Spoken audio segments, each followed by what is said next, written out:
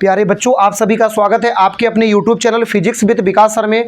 आज हम लोग बेटा जिस कॉन्सेप्ट पे डिस्कस करने वाले हैं, क्लास 12th का बेसिक कॉन्सेप्ट है विभव प्रवणता क्या है। इसके नेक्स्ट वीडियो में आप पाएंगे विभव प्रवणता और वैद्युत क्षेत्र की तीव्रता में संबंध, जो कि 2 नंबर का टॉपिक है और जिसके संदर्भ में अभी हम आपसे बात कर रहे हैं। 1 नंबर का टॉपिक है, इंपॉर्टेंट कॉन्सेप्ट है कि विभव प्रवणता क्या होता है। इसकी ज़्यादा जानकारी देने के लिए आपको हम तैयार तो बैठे हैं, खड़े हुए हैं, लेकिन आपको भी कमर कस लेनी है, अपनी बटन दबा के रखनी है। अपनी बटन मतलब वो क्या बोलते हैं उसको, सब्सक्राइब वाली बटन दबा के बैठना है। चलिए शुरुआत करते हैं। सबसे पहले बात करते हैं कि विभव प्रवणता क्या होता है। तो वैद्युत क्षेत्र की दिशा में दूरी में परिवर्तन के साथ विभव में परिवर्तन की दर को विभव प्रवणता कहते हैं। यानी विभव प्रवणता का सीधा कॉन्सेप्ट है कि विभव प्रवणता बराबर हम लिख सकते हैं विभव में परिवर्तन बटे दूरी में परिवर्तन। इस कॉन्सेप्ट को हम चित्रण करते हैं इसका बोर्ड पे, ध्यान से देखो। सबसे पहले बेटा हमने मान लिया कि मेरे पास एक बिंदु है, इस प्रकार से एक बिंदु O है जिस पर +Q कूलाम का आवेश है और इस आवेश के कारण एक निश्चित भाग में वैद्युत क्षेत्र होगा। यहाँ पे वैद्युत क्षेत्र में एक बिंदु हमने A मान लिया और एक बिंदु B मान लिया। ध्यान रहे बेटा, दोनों बिंदु वैद्युत क्षेत्र में है, लेकिन बिंदु B के पास वैद्युत क्षेत्र खत्म सा हो गया, ना के बराबर बचा है। जहाँ एकांक परीक्षण धनावेश है, जिस आवेश का मान ना के बराबर होता है, अर्थात इस आवेश के कारण इतने भाग में वैद्युत क्षेत्र है। ये वैद्युत क्षेत्र का अंतिम हिस्सा है। कैसा हिस्सा है? अंतिम हिस्सा है। ये रेखा किसको दर्शाती है? एक्स अक्ष को। किसको दर्शाती है? एक्स अक्ष को।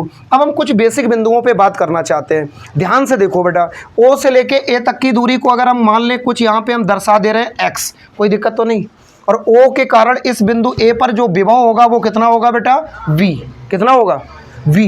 लेकिन अब A से लेके B तक की दूरी कितनी अगर हम दर्शाना चाहें, ढेर सारी दूरी x है, तो थोड़ी बच्चा दूरी कितनी होगी? Delta x। अगर A से B जा रहे हैं तो वैद्युत क्षेत्र की दिशा है और इसका मान किसका होगा? प्लस का। बेसिक बात, बिंदु O पर जो आवेश है इसके कारण बिंदु A पर विभव कितना है? V। लेकिन बिंदु O पर आवेश है, इसके कारण बिंदु B पर विभव कितना होगा? ये बात समझने के लिए कुछ बातें सुननी पड़ेंगी। अगर हम दूरी के रेंज में आगे जाते हैं तो किसी एक निर्धारित बिंदु से किसी दूसरे बिंदु तक की दूरी बढ़ जाती है। फिर से सुन लो, अगर हम दूरी के रेंज में बात करें, जैसे जैसे आगे बढ़ेंगे तो दूरी बढ़ेगी, लेकिन ऊर्जा के रेंज में बात करें, जैसे जैसे आगे बढ़ेंगे ऊर्जा घटेगी। सुबह आप घर से निकले और शाम को घर पहुंचे, सुबह जितनी आपके पास ऊर्जा थी, क्या शाम को उतनी आपके पास बचती है? एनर्जी में कमी आती है, भले ही आप दूरी कितनी अधिक तय करके आए। जितनी ज़्यादा दूरी चलोगे ऊर्जा उतनी ज़्यादा कम होगी। यही तो पढ़ा है आपने।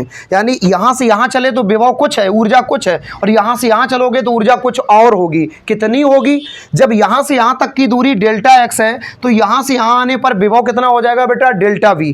बहुत सावधानी से, यहाँ से यहाँ आने पर विभव कितना है? Delta v।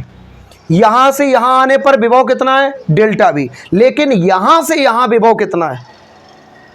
पूरे वाले विभव से कुछ कम हो जाएगा। कितना कम हो जाएगा? डेल्टा v कम हो जाएगा। पूरा विभव कितना है बेटा? v। बहुत ध्यान से सुनो, इस लाइन को हम इज्जत से लिख देते हैं। v से लेके यहां तक का विभव है हमारा डेल्टा v। इतनी बात समझ में आई? और लेकिन यहां से लेके यहां तक का विभव कितना होगा? v minus. अब समझ गए होगे, क्लियर हो गया?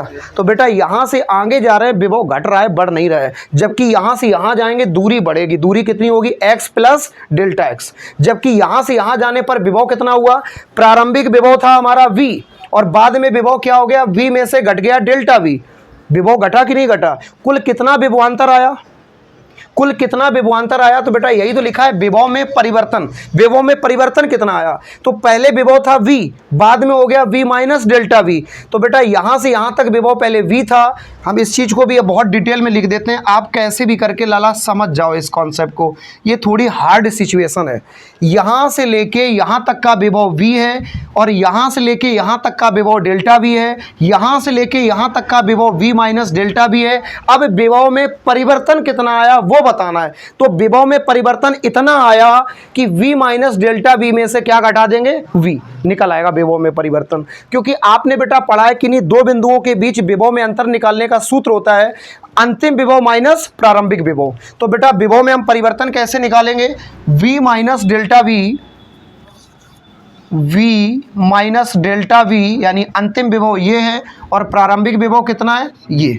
दोनों को घटा दिया बटे दूरी में परिवर्तन। दूरी कितनी बदल गई बेटा? Delta x। इसको हल कर दो।